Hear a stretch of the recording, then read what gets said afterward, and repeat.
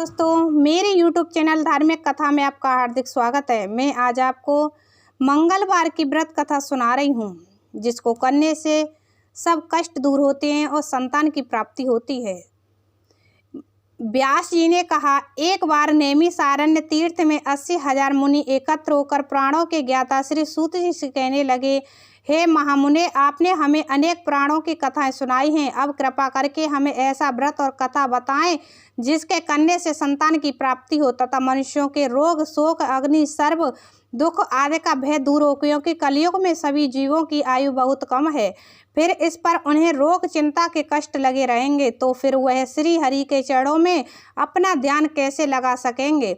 श्री सूत जी बोले, हे मुनियों, आपने लोक कल्याण के लिए बहुत ही उत्तम बात पूछी है। एक बार युधिष्ठिर ने भगवान श्री कृष्ण से लोक कल्याण के लिए यही प्रश्न किया था। भगवान श्री कृष्ण और युधिष्ठिर का संवाद तुम्हारे सामने कहता हूँ, ध्यान देकर सुनो। एक समय पांडवों की सभा में श्री कृष्ण जी बैठे हुए थे। तब युधिष्ठिर ने भगवान श्री कृष्ण से प्रश्न किया, हे प्रभु नंद नंद गोविंद, आपने मेरे लिए अनेकों कथाएं सुनाई हैं। आज आप कृपा करके ऐसा व्रत कथा सुनाएं जिनके करने से मनुष्य को रोग, चिंता का भय समाप्त हो और उसको पुत्र की प्राप्ति हो। हे प्रभु, बिना पुत्र के जीवन व्यर्थ है। पुत्र के बिना मनुष्य नरकगामी होता है। पुत्र के बिना मनुष्य पितृ ऋण से छुटकारा नहीं पा सकता और ना ही उसका पुनग्न नामक नरक से उद्धार हो सकता है। अतः पुत्रदायक व्रत बतलाएं। श्री कृष्ण भगवान बोले, हे राजन, मैं एक प्राचीन इतिहास सुनाता हूँ, आप उसे ध्यान पूर्वक सुनो। कुंडलपुर नामक एक नगर था। उसमें नंदा नाम का एक ब्राह्मण रहता था। भगवान की कृपा से उसके पास सब कुछ था, फिर भी वह दुखी था। इसका कारण यह था कि ब्राह्मण की स्त्री सुनंदा के कोई संतान ना थी। सुनंदा प्रतिव्रता थी, भक्ति पूर्वक श्री हनुमान जी की आराधना करती थी। मंगलवार के दिन व्रत करके अंत में भोजन बनाकर हनुमान जी का भोग लगाने के बाद स्वयं भोजन करती थी। एक बार मंगलवार के दिन ब्राह्मणी गृह कार्य की अधिकता के कारण हनुमान जी को भोग न लगा सकी, तो इस पर उसे बहुत दुख हुआ। उसने कुछ भी नहीं खाया और अपने मन में प्रण किया कि अब तो अगले मंगलवार को ही हनुमान जी का भोग लगाकर अन्य जल ग्रहण करूंगी। ब्राह्मणी सुनंदा प्रतिदिन भोजन बनाती, श्रद्धा पूर्वक पति को खिलाती, परंतु स्वयं भोजन नहीं करती और मन ही मन श्री हनुमान जी की आराधना करती थी। इसी प्रकार 6 दिन गुजर गए और ब्राह्मणी सुनंदा अपने निश्चय के भूखी प्यासी निराहार रही। अगले मंगलवार को ब्राह्मणी सुनंदा प्रातःकाल ही बेहोश होकर गिर पड़ी। ब्राह्मणी सुनंदा की इस असीम भक्ति के प्रभाव से श्री हनुमान जी बहुत प्रसन्न हुए और प्रकट होकर बोले, सुनंदा, मैं तेरी भक्ति से बहुत प्रसन्न हूँ, तू उठ और वर मांग। सुनंदा अपने आराध्य देव श्री हनुमान जी को देखकर आनंद की अधिकता से विह्वल हो श्री हनुमान जी के चरणों में गिरकर बोली, है प्रभु, मेरी कोई संतान नहीं है, कृपा करके मुझे संतान प्राप्ति का आशीर्वाद दें, आपकी अति कृपा होगी। श्री महावीर जी बोले, तेरी इच्छा पूर्ण होगी, तेरे एक कन्या पैदा होगी, उसके अष्टांग प्रतिदिन सोना दिया करेंगे। इस प्रकार कहकर श्री महावीर जी अंतर्ध्यान हो गए। ब्राह्मणी सुनंदा बहुत हर्षित हुई और सभी समाचार अपने पति से कहा। ब्राह्मण देव कन्या का वरदान सुनकर कुछ दुखी हुए, परंतु सोना मिलने की बात सुनी तो बहुत प्रसन्न हुए। विचार किया कि ऐसी कन्या के साथ मेरी निर्धनता भी समाप्त हो जाएगी। श्री हनुमान जी की कृपा से वह ब्राह्मणी गर्भवती हुई और 10वें महीने में उसे बहुत ही सुंदर पुत्री प्राप्त हुई। यह बच्ची अपने पिता के घर में ठीक उसी तरह से बढ़ने लगी जिस प्रकार शुक्ल पक्ष का चंद्रमा बढ़ता है। 10वें दिन ब्राह्मण ने उस बालिका का नामकरण संस्कार कराया। उसके कुल पुरोहित ने उस बालिका का नाम रत्नावली रखा, क्योंकि वह कन्या सोना प्रदान किया करती थी। इस कन्या ने पूर्व जन्म में बड़े ही विधान से मंगल देव का व्रत किया था। रत्नावली का अष्टांग बहुत सा सोना देता था। उस सोने से नंदा ब्राह्मण बहुत ही धनवान हो गया। अब ब्राह्मणी भी बहुत अभिमान करने लगी थी। समय बीतता रहा। अब रत्नावली 10 वर्ष की हो चुकी थी। एक दिन जब नंदा ब्राह्मण प्रसन्न चित्त था, तब सुनंदा ने अपने पति से कहा, मेरी पुत्री रत्नावली विवाह के योग्य हो गई है, अतः आप कोई सुंदर तथा योग्य वर देखकर इसका विवाह कर दें। यह सुन ब्राह्मण बोला, अभी तो रत्नावली बहुत छोटी है, तब ब्राह्मणी बोली, शास्त्रों की आज्ञा है कि कन्या 8वें वर्ष में गौरी, 9 वर्ष में राहिणी, 10वें वर्ष में कन्या, इसके पश्चात रजस्वाला हो जाती है। गौरी के दान से पाताल लोक की प्राप्ति होती है, राहिणी के दान से वैकुंठ लोक की प्राप्ति होती है, कन्या के दान से इंद्र लोक में सुखों की प्राप्ति होती है। अगर हे पतिदेव रजस्वाला का दान किया जाता है तो घोर नरक की प्राप्ति होती है। इस पर ब्राह्मण बोला, अभी तो रत्नावली मात्र 10 ही वर्ष की है और मैंने तो 16 साल की कन्याओं के विवाह कराए हैं, अभी जल्दी क्या है। तब ब्राह्मणी सुनंदा बोली, आपको तो लोभ अधिक हो गया।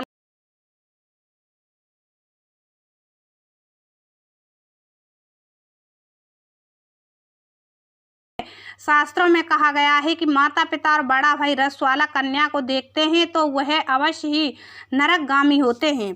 तब ब्राह्मण बोला, अच्छी बात है, कल मैं अवश्य ही योग्य वर की तलाश में अपना दूत भेजूंगा। दूसरे दिन ब्राह्मण ने अपने दूतों को बुलाया और आज्ञा दी कि जैसी सुंदर मेरी कन्या है वैसा ही सुंदर वर उसके लिए तलाश करो। दूत अपने स्वामी की आज्ञा पाकर निकल पड़ा। पंपई नगर में उसने एक सुंदर लड़के को देखा। यह बालक एक ब्राह्मण परिवार का बहुत गुणवान पुत्र था, इसका नाम सोमेश था। दूत ने उस सुंदर व गुणवान ब्राह्मण पुत्र के बारे में अपने स्वामी को पूर्ण विवरण दिया। ब्राह्मण नंदा को भी सोमेश्वर अच्छा लगा और फिर शुभ मुहूर्त में विधि पूर्वक कन्यादान करके ब्राह्मण ब्राह्मणी संतुष्ट हुए। परंतु ब्राह्मण के मन तो लोभ समाया हुआ था। उसने कन्यादान तो कर दिया था पर वह बहुत खिन्न भी था। उसने विचार किया कि रत्नावली तो अब चली जाएगी और मुझे इससे जो सोना मिलता था वह अब मिलेगा नहीं। मेरे पास जो धन था कुछ तो इसके विवाह में खर्च हो जाएगा और शेष बचा है वह भी कुछ दिनों पश्चात समाप्त हो जाएगा। मैंने तो इसका विवाह करके बहुत ही बड़ी भूल कर दी है। अब कोई ऐसा उपाय हो कि रत्नावली मेरे घर में ही बनी रहे, अपनी ससुराल ना जाए। लोभ रूपी राक्षस ब्राह्मण के मस्तिष्क पर छाता सा छा रहा था। रात भर अपनी सैया पर बेचैनी से करवटें बदलते बदलते उसने एक बहुत ही क्रूर निर्णय लिया। उसने विचार किया कि जब रत्नावली को लेकर उसका पति सोमेश्वर अपने घर के लिए जाएगा तो वह मार्ग में छिपकर सोमेश का वध कर देगा और अपनी लड़की को अपने घर ले आएगा, जिससे नियमित रूप से उसे सोना भी मिलता रहेगा और समाज का कोई मनुष्य उसे दोष भी नहीं दे सकेगा। प्रातःकाल हुआ तो नंदा और सुनंदा ने अपने जमाई तथा लड़की को बहुत सारा धन देकर विदा किया। सोमेश्वर अपनी पत्नी रत्नावली को लेकर ससुराल से अपने घर की तरफ चल दिया। ब्राह्मण नंदा महालोभ के वशीभूत हो अपनी मति खो चुका था। पाप पुण्य को उसे विचार न रहा था। अपने भयंकर व क्रूर निर्णय को कार्य रूप देने के लिए उसने अपने दूत को मार्ग में अपने जमाई का वध करने के लिए भेज दिया था, ताकि रत्नावली से प्राप्त होने वाला सोना उसे हमेशा मिलता रहे और वो कभी निर्धन ना हो। ब्राह्मण के दूत ने अपने स्वामी की आज्ञा का पालन करते हुए उसके जमाई सोमेश्वर का मार्ग में ही वध कर दिया। समाचार प्राप्त कर ब्राह्मण नंदा मार्ग में पहुंचा और रुदन करती अपनी पुत्री रत्नावली से बोला, हे पुत्री, मार्ग में लुटेरों ने तेरे पति का वध कर दिया था। भगवान की इच्छा के आगे किसी का कोई बस नहीं चलता। अब तू घर चल, वहां पर ही रहकर से जीवन व्यतीत करना। जो भाग्य में लिखा है वही होगा। अपने पति की अकाल मृत्यु से रत्नावली बहुत दुखी हुई। करुण क्रोधन कर रुदन करते हुए अपने पिता से बोली, हे पिताजी, इस संसार में जिस स्त्री का पति नहीं है उसका जीना व्यर्थ है। मैं अपने पति के साथ ही अपने शरीर को जला दूंगी और सती होकर अपने इस जन्म को माता पिता के नाम तथा सास ससुर के यश को सार्थक करूंगी। ब्राह्मण नंदा अपनी पुत्री रत्नावली के वचनों को सुनकर बहुत दुखी हुआ। विचार करने लगा, मैंने व्यर्थ ही जमाई वध कर पाप अपने सिर पर लिया है। रत्नावली तो उसके पीछे अपने प्राण तक देने को तैयार है। मेरा तो दोनों तरफ से मरण हो गया, धन तो अब मिलेगा नहीं। जमाई वध के पाप के फल स्वरूप यम यातना भी भुगतनी पड़ेगी। यह सोचकर वह बहुत खिन्न हुआ। सोमेश्वर की चिता बनाई गई। रत्नावली सती होने की इच्छा से अपने पति का सिर अपनी गोद में रखकर चिता में बैठ गई। जैसे ही सोमेश्वर की चिता को अग्नि लगाई गई वैसे ही प्रसन्न हो मंगल देव वहां प्रकट हुए और बोले, हे रत्नावली, मैं तेरी भक्ति तेरे पति भक्ति से बहुत प्रसन्न हूँ, तू वर मांग। रत्नावली ने अपने पति का जीवन दान मांगा। तब मंगल देव बोले, रत्नावली तेरा पति अजर अमर है, यह महाविद्वान भी होगा और इसके अतिरिक्त तेरी जो इच्छा हो वर मांग।